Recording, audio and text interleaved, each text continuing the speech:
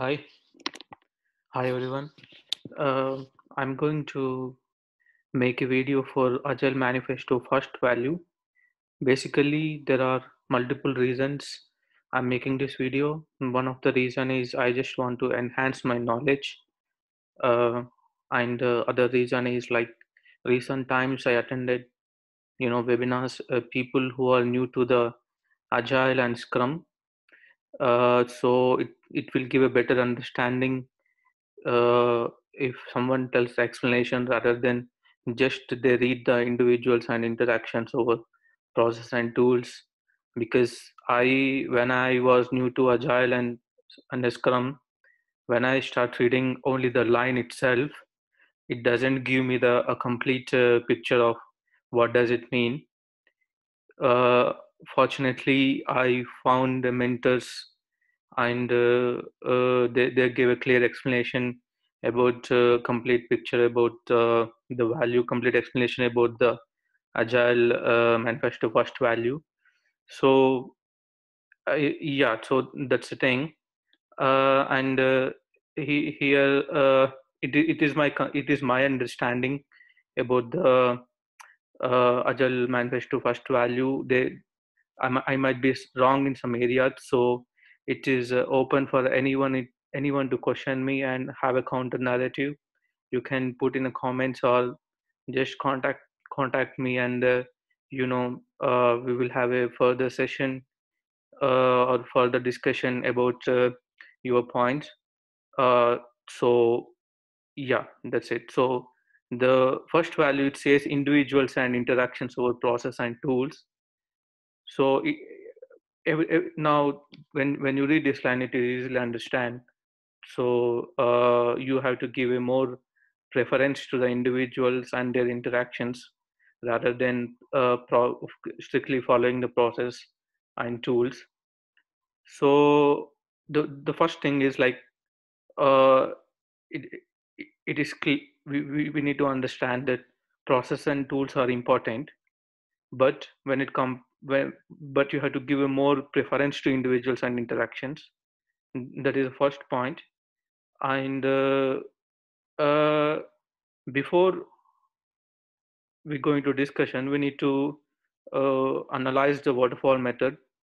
So in waterfall model, so you have the planning, designing, coding, uh, and then and the testing and deployment. So everything happened in a chronological order. So most of the situations, so you will have to follow certain processes and tools. So it gives a less preference to the individual and interactions.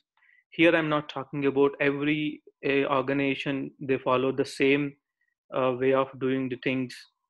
uh, they do things like that only. It's not my opinion. Maybe some organization who follows the waterfall model, they give a preference to the individuals and interactions. That I'm only just talking, the majority of the software development which has happened in a waterfall model, they just give a preference to the more preference to process and tools, and less importance it has been given to the individuals and interactions. uh, so why it is important? It means like it gives the early feedback. So all of the agile software development, it works around the feedback. So feedback is very important. Feedback is important from your customer, and at the same time, feedback is important between the development team and between the team members. Because if you if an example, if daily scrum happens and the people have a discussions about the impediments which they have faced, and once the discussion happens, it gives a clear understanding, uh, while they're having the discussions, and they will resolve the issues, rather than if you don't give a preference to these meetings, like any meeting. So everyone will think in silos, or everyone will think something else, and there is no coordination. So So that is the reason it is important. You need to have individuals and interactions. It gives early feedback that will helpful to achieve sprint goals and your project goals. And at the same time, uh, I want to say that interaction shouldn't be a status report, because uh, most of the times, how it happened in a waterfall model. Uh, any interaction, or any daily stand-up meeting, or any meetings, developers will come and will give a status report to the project manager or someone else. But here in Agile, a Scrum Master is not a project manager; is just a facilitator who will facilitate the events and who will give a clear understanding about the Agile and its values.